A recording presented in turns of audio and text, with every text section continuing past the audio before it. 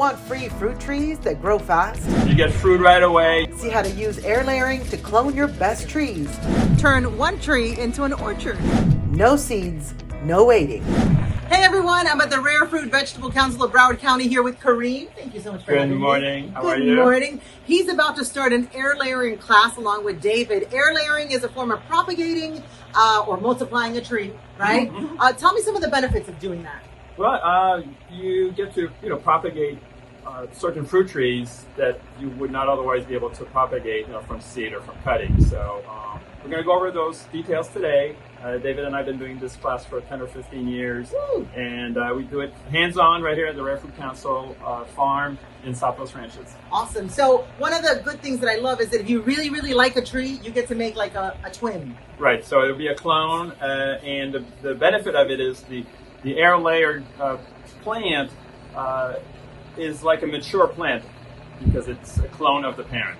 So you get fruit. You get fruit right away. You save many years as opposed to a seedling or cutting. Okay, so what are you going to use in the class? What do we need to do this? Well, we're going to use sphagnum moss, the long fiber sphagnum moss, which you can get at Home Depot or local box store. We're going to use foil and a plastic wrap to prepare the air layer. We're going to use root tone with some Q-tips to apply. And you're going to need a marker and some ribbon to identify the plant because it's important to keep track of the cultivar you're air layering. So for example, if you're doing lychees, you could do 5 different kinds of lychees. You got to keep track of them with a label. And so you'll be like, what did I do? Right. So after you've harvested them, you might lose track of, was this a rooster or a Mauritius or a sweetheart? So you got to keep them tagged and the date. Awesome. All right. So we're going to go to the class, and one of the benefits of being a member of the Rare Fruit and Vegetable Council of Broward County is that you get to come to these classes for free. So let's check it out. All right. There's a lot of trees that can be propagated from air layering. Not all, though. You can't really air layer a mango or an avocado successfully. I mean, the chances are very, very slim, but you can propagate a lot of fruit trees. We're going to propagate some syzygiums, which would be like the rose apple, mallee apple, wax jambu. We're going to do some lychees and longans on this side, mamey americana, cacao, maybe breadfruit. Suffice it to say that trees need the leaves and the roots to complete the food chain. Think about you with your mouth and your stomach, right? So what happens if something happens to your mouth? They got to feed you intravenously, blah blah blah. Okay. So in the plant kingdom, you need the leaves to do the photosynthesis and the roots to get all the sugars and the waters and all that other wonderful stuff from the environment, right? So what we're going to do is we're going to interrupt that process by removing a section of bark, okay? So we remove the section of bark and we're going to remove a filmy, slimy layer that's called cambium that allows this transport of foods and materials from the leaves to the roots. So what we're doing by removing that section of bark and removing that slimy layer called the cambium, okay, we are going to force it to put out roots so it can survive. And then what you have, like Karim was talking about earlier, is an exact clone of that tree. Now, several advantages to having that exact clone. If you love the fruit of this tree, when you have an exact clone, you're going to get that exact fruit. So let's say you have, like in my case, I have a Barbados cherry at the house. It's getting pretty big. Maybe it has a limb that's in my way where I would mow the grass and it's kind of a low. Or if it's just really really sticking way out and I want to prune the tree back. So, before you prune the tree, you say, well, you know what? I could air layer it and, make a clone of the tree. To give to a friend or to have it in my collection in case something happens to the parent tree. You got to select the branch. So you would want to pick a branch that is relatively straight, even though it may be growing that way, but you look at the actual branch itself, relatively straight, and it should have a caliper of a little bit bigger than a pencil. So a little bit more than a 1/4 inch. I would say 3/8, and this is about 3/8 here. And I'm going to cut a piece here and we'll just pass that around so you can see the caliper that I'm talking about. we want to do the incisions that David was talking about. So you get your sharp knife, and you're going to do 2 incisions, circumferential cuts. They're about 1 to 1.5 inches apart, because we're going to basically remove the bark for about that 1 inch to 1.5 inches space. I've picked a spot here between 2 nodes, and actually the space between the nodes is about 1.5 inches, so I'm going to do it a little bit less than that. I'm probably going to do a 1 inch. So I go all the way around, like so. Applying a gentle pressure. Don't want to go too deep, but basically you're going to be removing the bark.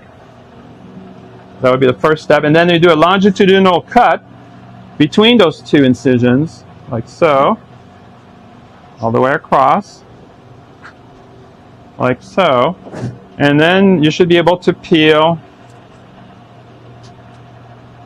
Now, some are easier than others. So, like Corinne picked this one because it's in the citrus type family, and the bark almost pops off. Right. As soon as you do it, you got a fingernail under there, and it'll pop off. There you go. Yeah. So I'm actually peeling it with my nails. There's a little bit of cambium, which is that film that David was talking about, underneath the bark.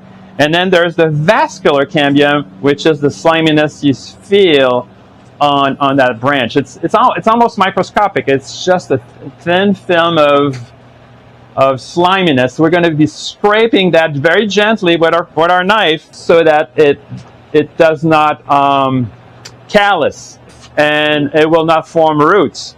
One of the common mistakes, since we're on that topic, is that the students will not remove the bark all the way around. They'll do it on top, but you got to look underneath. Yeah. You know, you got to make sure it's all the way around. Yeah. So the next step, we're going to take our knife again, and we're going to put it squarely on the branch, and just gently scrape. You're going to scrape, and you go all the way around. You can even do it like this. You're not taking the knife and cutting into the wood. You're just scraping that cambium, which is just that sliminess. You could probably do it to some degree with just a towel, you know, but it's really best to scrape it all the way around. We're going to apply the rooting hormone. You can get this at your local box store, Walmart. Kmart don't exist anymore. Walmart, Home Depot, Lowe's, etc. Use a Q-tip and just apply a small amount at the upper cut. Yeah. Because that's where the roots are going to form. The roots are not going to form down here close to the trunk of the tree. The tree is here. So I just apply, and that's it. All right, so our next step, you want to describe it, you describe it best, but I'm going to do the Vanna White part. Yes, all right. So what we're going to do is, now here's the keys to success of this. It has to be soaked for at least 24 hours, because Corinne was talking about those fibers, right? We want to get those fibers totally saturated. However, when you do this part, it has to be damp, not wet. Are you with me? So what you want to do is get about a baseball, softball sized piece of hamburger patty. There you go. That needs to be a little bit bigger. Like half a pounder. That's good. That's good. and then you got to drain it out. I mean, you cannot squeeze it tight enough. Another reason for failure: if this is too wet, it will rot the roots. Okay. So I've already done the squeezing. So we've done the squeezing. So now it would be good if God gave us 3 arms for this, or if you do this with a friend, right? This is the good part. But if you're just doing it by yourself, you gotta find your own little method.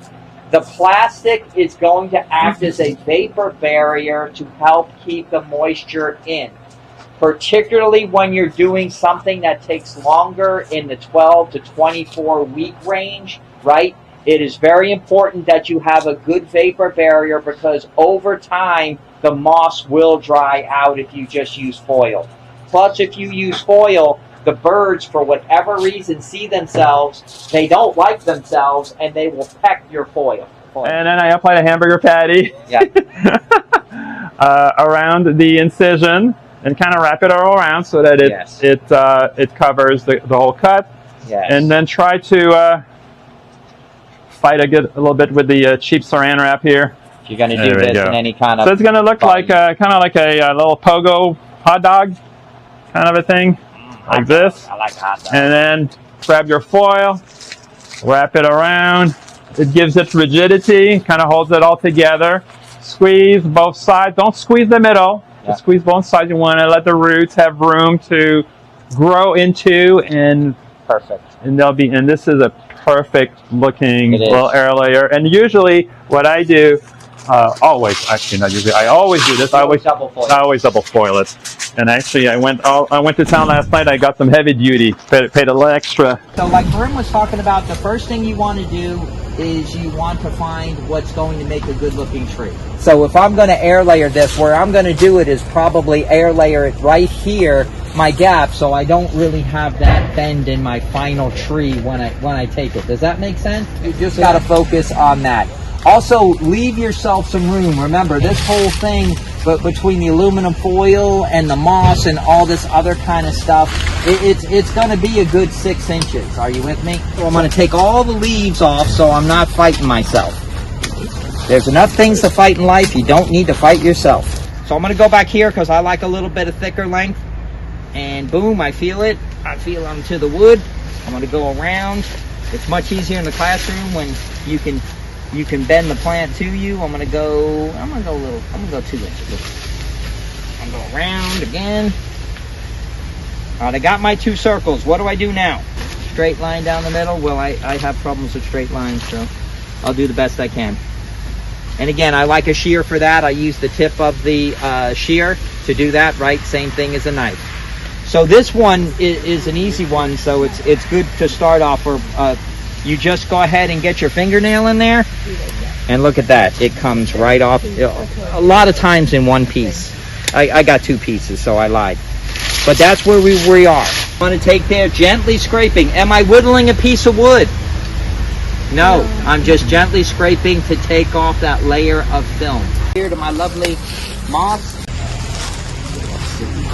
And I like to get a nice big baseball, softball size. Now it's going to get a lot smaller than this when I squeeze it out, so I'll get a little bit more.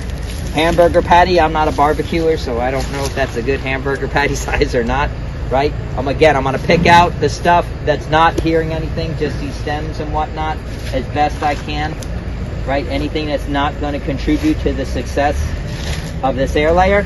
And then I'm going to, whoa, look out, it's loaded. Squeeze it out as good as you can. Damp. Damp is going to be the key to success here. We're going to go out here. Publix. All right, so I get it, the moss, and again, this is where if you use that harden the water bottle thing, you don't have to deal with this drama. Okay, so I'm good so far. So what am I going to do? I'm going to have to do it quick. I'm going to put this over the branch, and now I want to err on the side of being close to the top of that, right? Because where the root's going to come out, the top closest to the top being defined as the side closest to the leaves. Yes? Right. Okay, cool. Come over here. Act like I know what I'm doing. Can you see, Amir? Yes. Okay, sorry. So again, align up, make sure I'm at the top. So don't do it like this. Are you with me? Yeah. Why? Because the roots are going to grow down, right? They're going to come from the top and grow down. So what I don't want is I don't want to give it a 2-inch runway. I want to give it a maximum runway, so I want something like this, where it's at the top, but the majority of it is underneath because the roots are going to go down into that. Does that make sense? Yes. All right then. All right then. All right, I tried to do my, but actually I'm doing better with this plastic wrap than I thought I would usually. It's all sorts of nightmare. So you get it on there tightly. Again, I want to pay attention to the top. Kind of like wrapping a burrito. Yes, just like wrapping a burrito. Very good. That's something I can relate to. Wrap that burrito. And again, you want to make it as tight as you can here because this is going to be your vapor barrier. This is going to be the key, especially for those things that, this one doesn't take long. It's kind of in the citrus family, so it goes pretty quick. But if it is something like a macadamia nut that does take a long time, you definitely want to make sure your vapor barrier is really in there tight because it's got to go the distance. Okay, then I take my foil. Now there's all sorts of controversy about shiny side out, matte side out. You know, again, I've done it both ways. I haven't found that the birds peck it either way. So I will take this. The shiny part, yeah, because people will put CDs in their yards and stuff like in the trees, and they seem to, you know, maybe there's a bug on it and they're getting the bug. I mean, I don't know. I don't know what's going on. This one, I get in there nice and tight. This is heavy duty foil, so I'm just going to go with one layer here. So wrap it tight, but really got to be tight on the twisting on the back end of it, because what you're going to do here is make sure that no ants can get in, right? And there we go. And that's it. Boom. So once you see roots, how many weeks? You'll probably start to see roots in 4 to 6. And then 8 to 12, it's ready to go. 8 to 12, it's ready to go when you have a sufficient amount of roots. You cut it a couple of inches below. Cut it a couple inches below to give it stability in the pot. Right. And then soak it well to get the moss off. 24 hours to get most of the moss off. Ding, ding, ding. Right, that's ding, ding, ding. So you're not touching the roots. You're trying to get the moss off the roots. And then you plant it. And then you plant it basically a bare root cutting. So you plant it. You'll put a soil halfway through in a pot. You'll tilt it 45 degrees. Lay it in there. Backfill the soil. Stand it up. You're good to go. And there you have it. You can clone your favorite tree and actually turn one tree into an orchard. If you like this video, hit the subscribe button. That way you get alerted every time I post a new one. Happy gardening.